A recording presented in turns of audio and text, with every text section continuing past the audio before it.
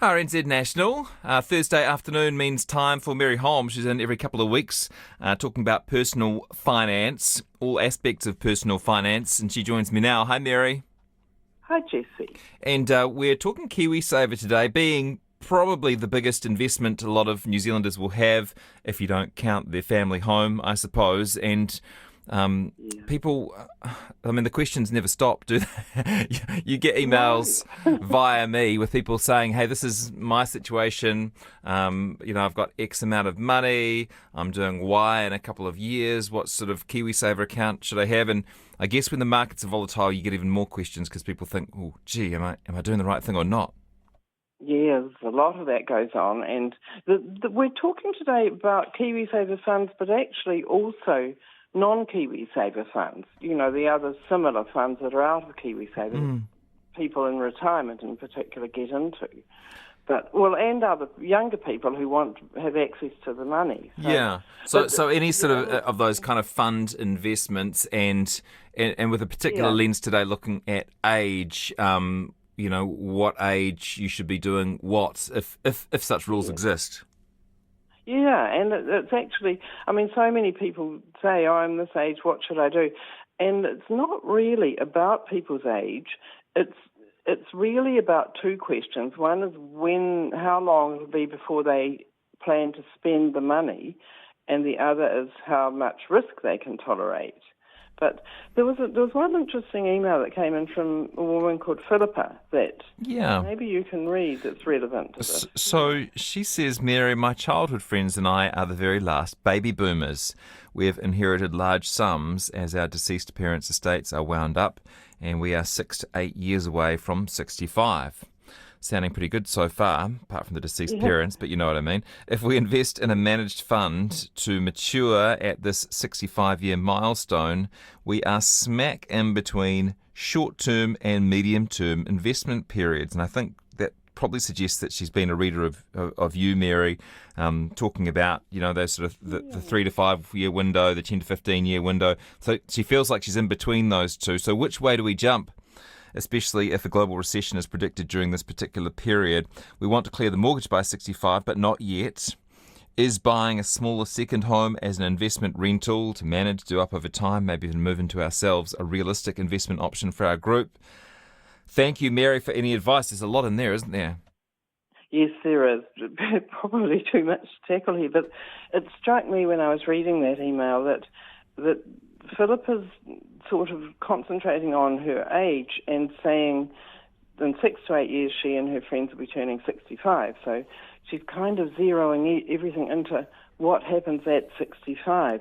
And it's not really about what age you turn 65. You don't want to suddenly have all your money available to spend at 65. Well, probably not, unless you want to blow the lot and then live on New Zealand super from then on. But most people don't want to do that. So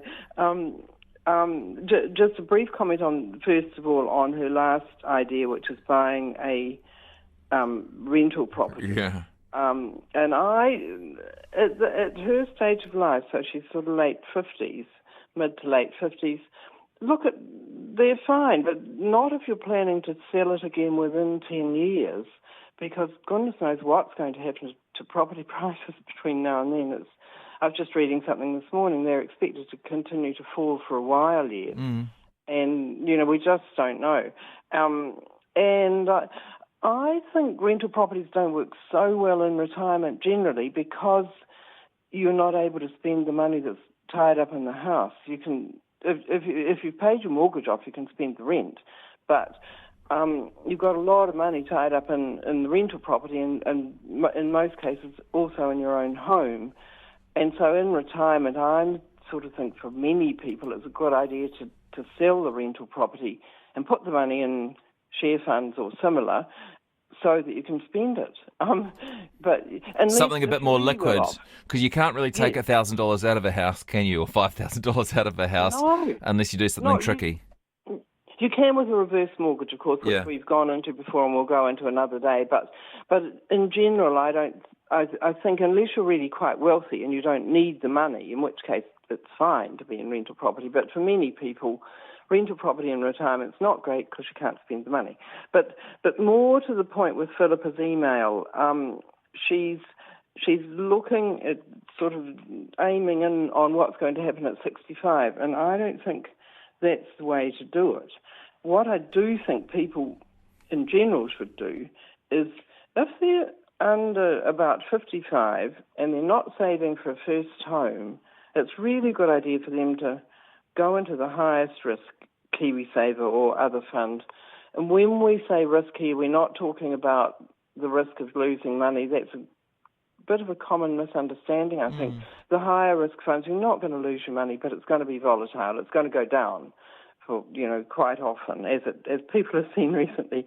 But, I really recommend people who are under 55-ish, not saving for a first home, get into the highest risk Kiwisaver fund they can, because really over the years it makes a big difference to how much money you've got. If you're 55 or older, or more accurately, we should say if you're 10 years off retirement, because if you're not planning to retire until 70, well then maybe it's from 60 onwards, or if you're saving for a first home, then you want to start doing something a little bit more complicated. So for money that you're planning to spend within the next 3 years, really, go for low risk. And then money you're planning to spend in the next 3 to 10 years, go for medium risk. And if it's 10 years or more, go up into a higher risk, and which will be volatile. Try to cope when the markets go down, because going into the higher risk funds gives you higher long-term returns. It gives you protection against inflation, which has suddenly become more relevant in New Zealand. The middle and lower risk funds quite often are going backwards when you take inflation into account. So I urge people to be a bit brave about that. But I had a few suggestions, and when I say low risk, medium risk, and high risk, there's a couple of sort of key points to make about that. Yeah, and this is such an interesting one. It's a question that's coming up more often, right? Like, why would I put it in a low risk Kiwisaver fund when term deposits are suddenly starting to pay pretty well, and there's almost zero risk with them? I know exactly what I'm going to get, and I know when I'm going to be able to get it back. Absolutely, and there's no right answer really about whether term deposits or a cash fund, which is a low risk Kiwisaver fund, or non-Kiwisaver fund, which is better. And when we're talking about cash funds, I'm talking about the ones that are almost all cash, rather than be aware that some of the low-risk Kiwisaver funds actually hold quite a lot of bonds. And as we've seen in the last couple of years, the value of bonds can go down when interest rates rise. So, they're more volatile. If you're talking about money you're going to spend within the next 3 years, you really want to get into a fund that's all cash. You can tell whether it is or not by looking at Smart Investor tool on the Sorted website. That will tell you whether it's got a mix section which tells you what investments are in that fund, and you want to find one that's in cash rather than in bonds for this short-term money. Mm-hmm. But so when we're comparing term deposits and cash funds, one of the clear advantages is you can get the money out of a cash fund whenever you want to. It might take a couple of days, but whereas with a term deposit, you've got it tied up for months or sometimes years. Yeah. And you don't have to worry about reinvesting it. It just sort of sits there. With term deposits, they're maturing, and you're thinking, oh, gosh, do I go for a long-term one or a short-term one? Or possibly ladder the term deposits, which, once again, you and I have talked about before. And, well, again, that's basically when you set it up so that you've got some term deposits maturing this year and some next year and some the year after, etc. It might depend, sorry to interrupt, it might depend, Mary, on whether you know the exact date you're going to need your funds, say it is in 3 years' time, when your job is finishing or whatever, or you just think there's a chance that you might need it in a year or two. in which case that cash fund where you can take money in and out quite easily would be possibly better than one of the longer term that's deposits. a really good point. Yeah, and you might know you're going to replace the roof a year from now, or go on a trip, or whatever. Yes, and so then the term deposit can work rather well. And at the moment, if you look at term deposit returns, they're way higher than cash fund returns. And you can find the cash fund returns again on the Smart Investor tool.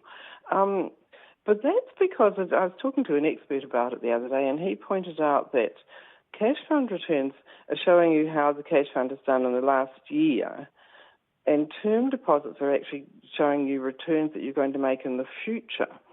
And, if you buy a term deposit now, it's how much money you're going to make over the next 6 months or year or whatever. And because interest rates have risen, term deposits at the moment are always going to look better than cash funds which are looking backwards, if you see what I mean. Cash fund returns we would expect will rise over the next year or two because they, in turn, invest in a lot of term deposits and similar investments, and they've got higher interest rates now than they had a year ago. Does that make sense? Yeah, what you will have got for your cash fund will reflect what's happened in the last couple of years. What you will get in a term deposit will reflect what is the situation is now. And what you'll get in a cash fund that you invest in right now will reflect what happens in the next 2 years. That's right. So it's so one's looking back and one's looking forward.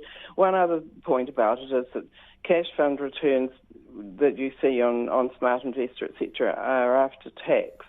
So note that, because when you're looking at a term deposit return, that's before tax, and that can make a big difference, of course. So it's slightly so the conclusion really is that either of them's fine, and one might work out to be better in some periods than the other in other periods. So to some extent, it just comes down to whether you want the money readily accessible or not. I just had a look on interest.co.nz to get the latest term deposit rates, and I'm just reading a very interesting article. Did you come across this? The ANZ Group CEO has been criticised for saying, quote, ANZ doesn't have to offer the best deposit rates, so it doesn't.